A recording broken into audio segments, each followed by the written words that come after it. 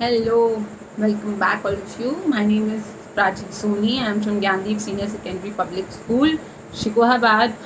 Welcome to Progress with Prachi. And in this series, we are currently studying class 11 NCRT Physical Geography, that is Fundamentals of Physical Geography, and we are on chapter number 2.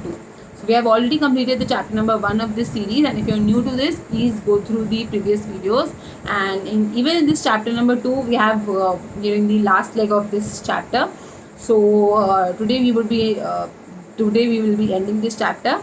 And if you have any doubts, any problems, or you want any suggestions, you can join my Telegram link, which is given in the description. And if you like the session, please hit the like button, do subscribe the channel, and leave your comments, compliments, and suggestions in the comment section.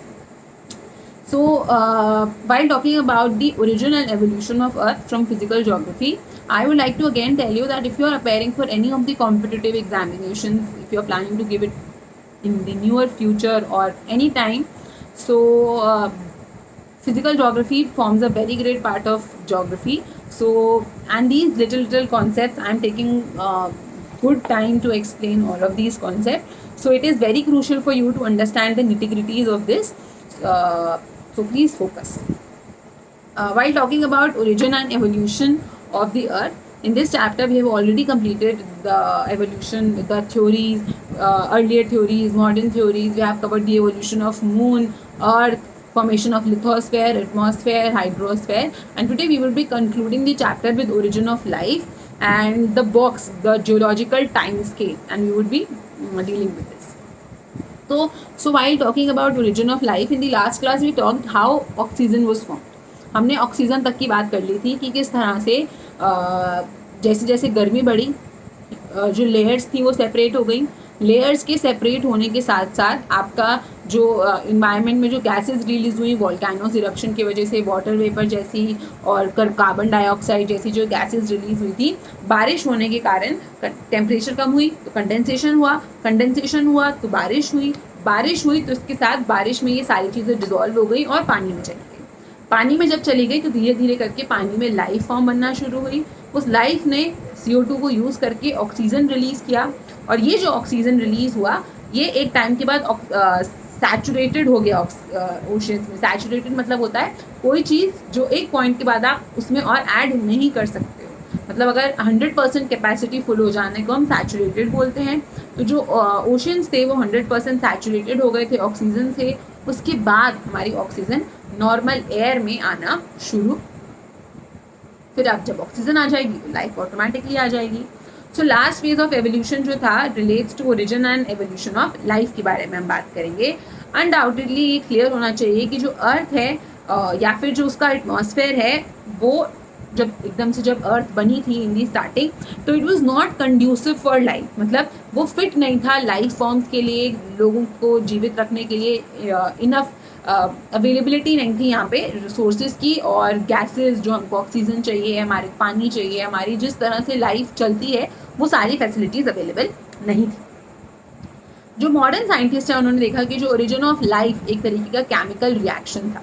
Chemical reaction, दो चीज़ों के बीच में chemical reaction हुआ. हमने देखा ना किस तरह से जो एनवायरनमेंट वाली कार्बन डाइऑक्साइड थी वो पानी में घुलकर H2O के साथ मिली, नीचे गई, H2O कार्बन डाइऑक्साइड मिला, ऑक्सीजन रिलीज हुआ, वाटर बना. सो ये क्या होता है chemical reaction which is first generated complex organic molecules. और इन केमिकल रिएक्शन की वजह से और ये आपके ऑर्गेनिक मॉलिक्यूल्स रिलीज होना शुरू हुए कॉम्प्लेक्स, और ये असेंबल हुए एक साथ. ये जो असेंबल हुए आपके molecules was such that they could duplicate themselves, converting inanimate matter into living substances.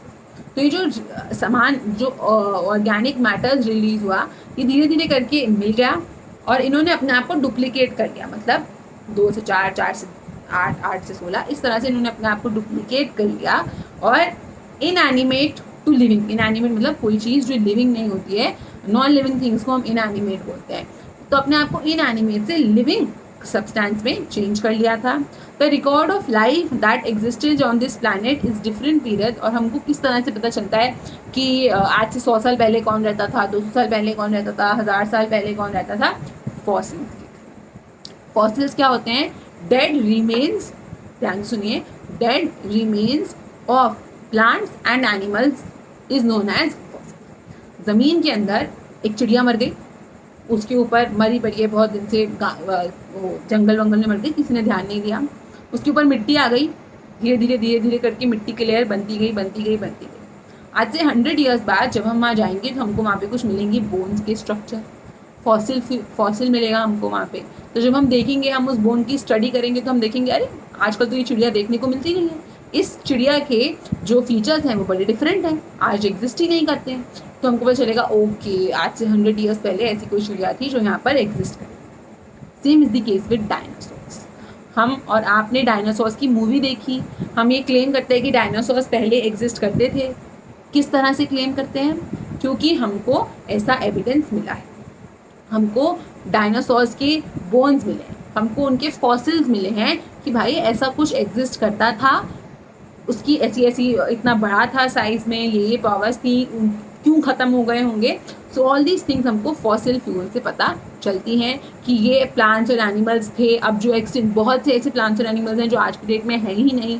आज से 1000 साल पहले आपने बहुत सारे एनिमल्स हैं ऐसे, dinosaur is one of them, जो पहले एग्जिस्ट करता था बट अब नहीं।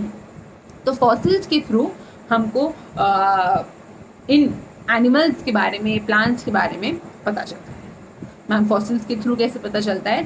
सो probably there would be the description about this in the upcoming classes, but I would still like to tell you, इसको हम कहते हैं कार्बन डेटिंग या फिर C14 डेटिंग। C14 डेटिंग क्या होती है? जब आप हर चीज़ में, everything around you, this pen, this book, you, me, हर चीज़ में कार्बन होता है। Everything has a quantity of carbon, everything. आप कुछ भी एग्जाम्पल ले लो, हर चीज़ में कार्बन प्रेजेंट होता है।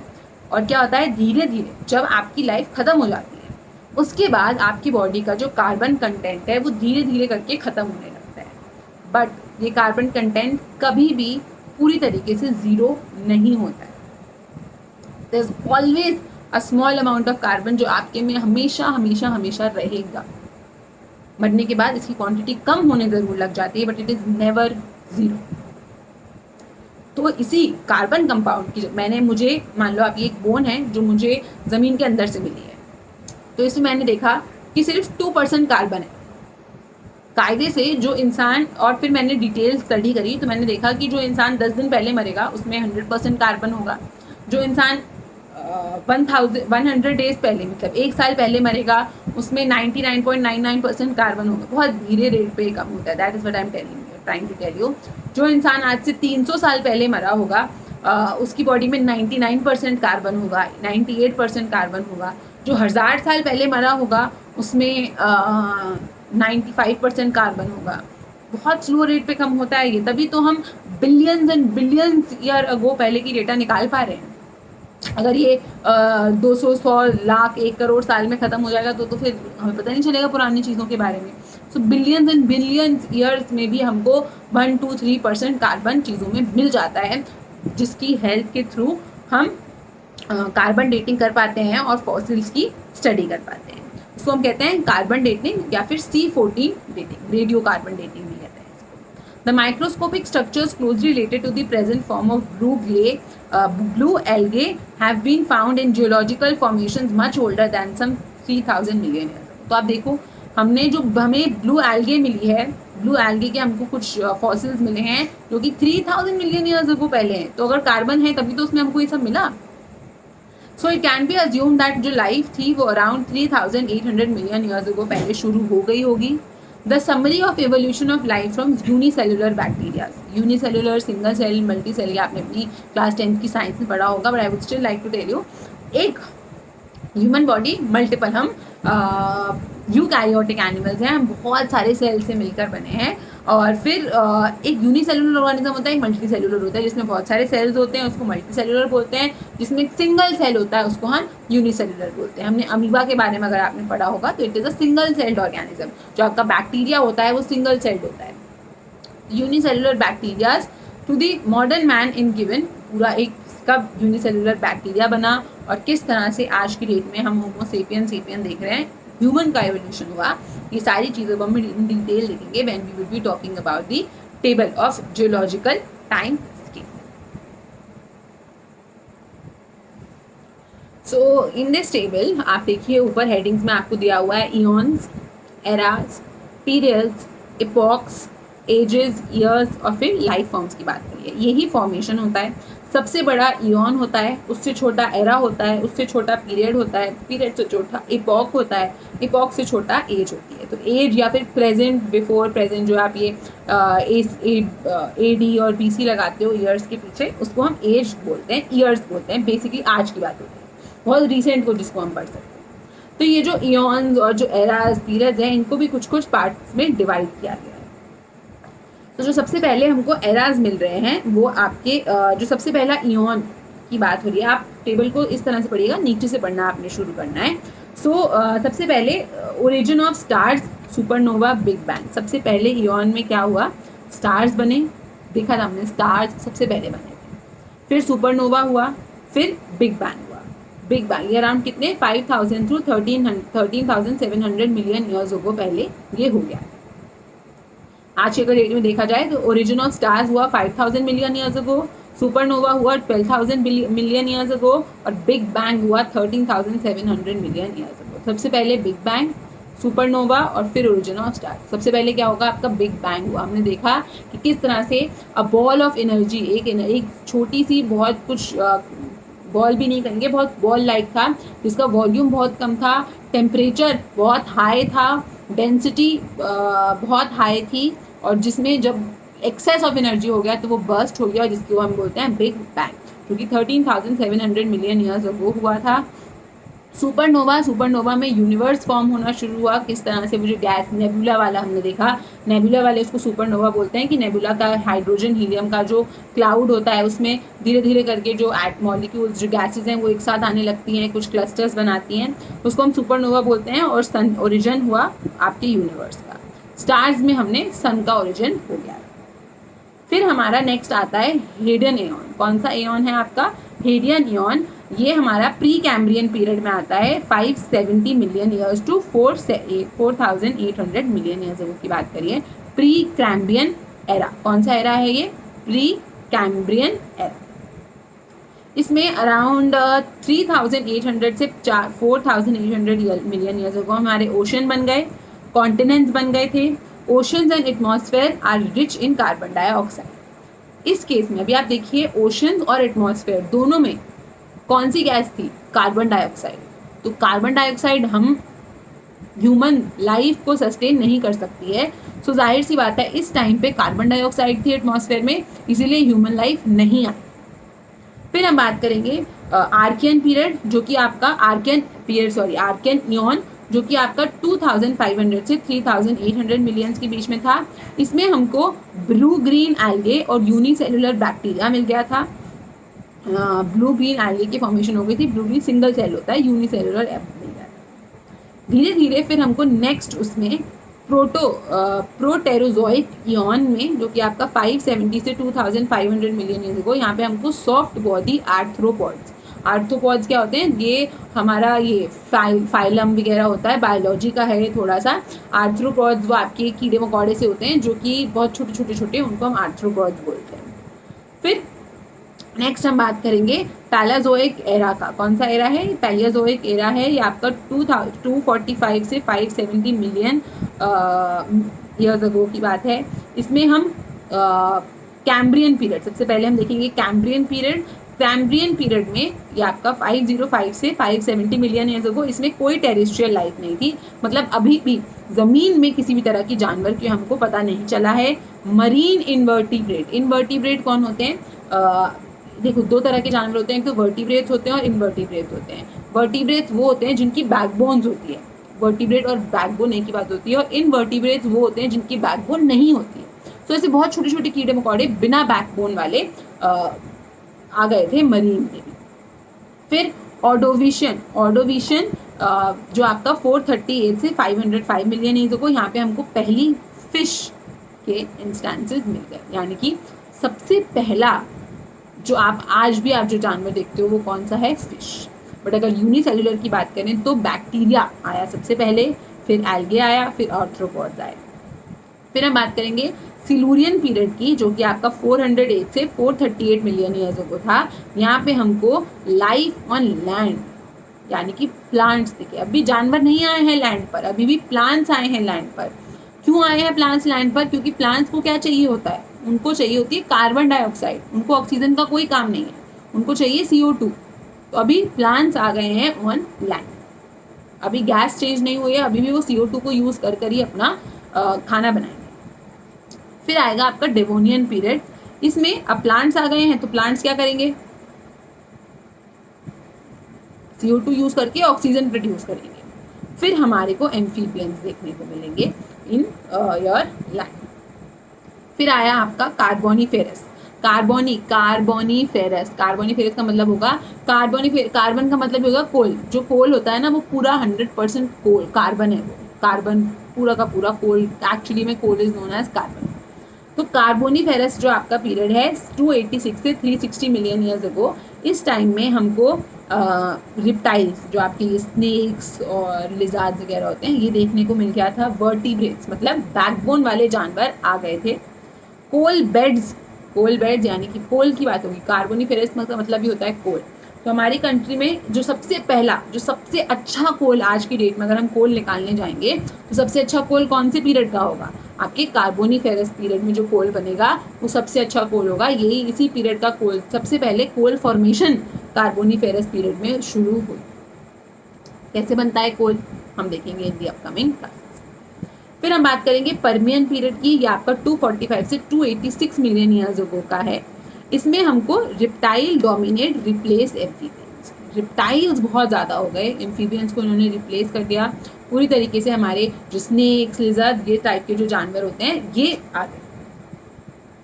फिर हम बात करेंगे मीसोजोइक पीरियड जिसमें मैमल्स आए। मैमल्स कौन होते हैं, जो अपने ऑफस्प्रिंग्स को जन्म देते हैं, यानी कि 65 से 245 मिलियन ईयर्स अगो में। सबसे पहले ट्रियासिक में आया फ्रॉग्स और टर्टल्स। अब देखिए फ्रॉग्स और टर्टल्स कौन से पीरियड में आए हैं, ट्रियासिक पीरियड में 280 से 245 मिलियन ईयर्स अगो पहले फ्रॉग्स और टर्टल्स आ गए। फिर जुरासिक हमने बहुत सारी मूवीज देखी हैं, जुरासिक वर्ल्ड, जुरासिक पार्क, उन सब में डायनासोर की बात करी जाती है। तो जुरासिक पीरियड में क्या होगा, एज ऑफ डायनासोर्स। डायनासोर्स कौन सी एज में आए थे आपके 144 से 208 million years, age of dinosaur. और नेक्स्ट पीरियड जो आपका क्रिटेशियस पीरियड था, इसमें डायनासोर्स खत्म भी हो गए, आए और कब चले गए हमें तो पता भी नहीं चला। So next is your cenozoic period जो आपका 65 मिलियन ईयर्स अगो से आज तक का ये पीरियड चलता है। इसलिए आप देखो यहाँ पे साइड में इयॉन नहीं लिखा है क्योंकि अभी तक चल रहा है, स्टिल कंटिन्यूड है। तो इसमें दो पीरियड्स हैं अलग अलग। पहले हम टर्शरी पीरियड की बात करेंगे। टर्शरी पीरियड में भी पेलियोसीन, सबसे पहले पेलियोसीन जो आपका 57 से 65 मिलियन ईयर्स अगो, इसमें स्मॉल मैमल्स जैसे कि रैट्स, माइस वगैरह आना शुरू हो गए। फिर ईओसीन एपॉक में आपके ये 37 से 58 मिलियन ईयर्स अगो, जिसमें हमने रैबिट्स और हेयर्स वगैरह आना शुरू हो गए। हेयर मतलब रैबिट वाला हेयर नहीं है, ये हेयर दूसरा होता है। ओलिगो का मतलब होता है माउंटेन, ओलिगो का मतलब ही होता है माउंटेन। तो हम देखेंगे जब इंडिया में हम माउंटेन्स की फॉर्मेशन देखेंगे वो भी इस ओलिगोसीन पीरियड में ही होगी। हर जगह वर्ल्ड में जितने भी माउंटेन्स वगैरह बनेंगे वो इस ओलिगोसीन पीरियड में बनेंगे। फॉर्मेशन ऑफ माउंटेन्स बेसिकली बोला जाता है। हिमालयाज वगैरह जो हमारी कंट्री बने थे वो इस ओलिगोसीन पीरियड में बने थे। एंथ्रोपॉइड एप्स, अभी कौन आना शुरू हो गए, एप्स आना शुरू हो गए। एप्स जो हम देखते हैं, एप जानवर, मंकी का जो एकदम पुराना वर्जन हो गया उसको हम एप बोलते हैं। फिर मायोसीन एपॉक जो कि 5 से 24 मिलियन या जिसमें एप, फ्लावरिंग प्लांट्स, ट्रीज और ये फ्रूट वाले ट्रीज वगैरह आने शुरू हो गए। फिर प्लायोसीन जो आपका 2 से 5 मिलियन ईयर्स अगो, इसमें हमारे ह्यूमन इंसेस्टर्स यानी कि जो आपने अगर 11th क्लास की हिस्ट्री बुक पढ़ी है तो उसमें आपने देखा होगा होमो इरेक्टस, होमो हैबिलस, होमो सेपियंस, इस तरह से उनका आना शुरू हुआ। नहीं, होमो सेपियंस बाद में आया, जो होमो अर्ली एंसेस्टर्स की बात हो रही है, तो होमो इरेक्टस, होमो हैबिलस, निएंडरथल, ये सारे लोग। फिर इन दी क्वार्टरनरी पीरियड में प्लीस्टोसिन इपॉक जो आपका 10,000 ईयर्स टू 2 मिलियन ईयर्स को पहले होमोसेपियंस आ गए थे। अब हम बोलते हैं होलोसीन जिसको 0 to 10,000 ईयर्स, इसमें मॉडर्न मैन आ गया। एक्चुअली में अब बात करी जाती है कि एक नया इपॉक और आया है जिसको बोला जा रहा है एंथ्रोपोसीन। एंथ्रोपोसीन, एंथ्रो का मतलब होता है समथिंग रिलेटेड टू मैन। तो जो आदमी है उसने इस तरह से इन्वायरमेंट को, अपने आसपास की चीज़ों को यूज़ करना शुरू कर दिया है कि अब जो चीज़ें जितनी भी बन रही हैं उसमें कहीं ना कहीं मैन का कंट्रीब्यूशन रहेगा, मैन इन्वॉल्व रहेंगे। कोई चीज़ ख़त्म भी होगी तो भी उसमें मैन का हाथ रहेगा, कोई चीज़ नहीं बनेगी तो भी उसमें मैन का इन्वॉल्वमेंट, ह्यूमन बीइंग का, मैन और man I am saying, I am not being gender biased, man से I mean that human beings का इन्वॉल्वमेंट रहेगा। तो एंथ्रोपोसीन इपॉक की बात हो रही है कि अब होलोसीन के बाद हमारा एंथ्रोपोसीन इपॉक आ गया है जिसमें impact of human beings on the lives of everybody is very crucial. So that's it for today. I hope you enjoyed the session. I would like to tell you again that if you like it, please hit the like button, to subscribe the channel, leave your comments, compliments and suggestions in the comment section. Thank you and have a nice day.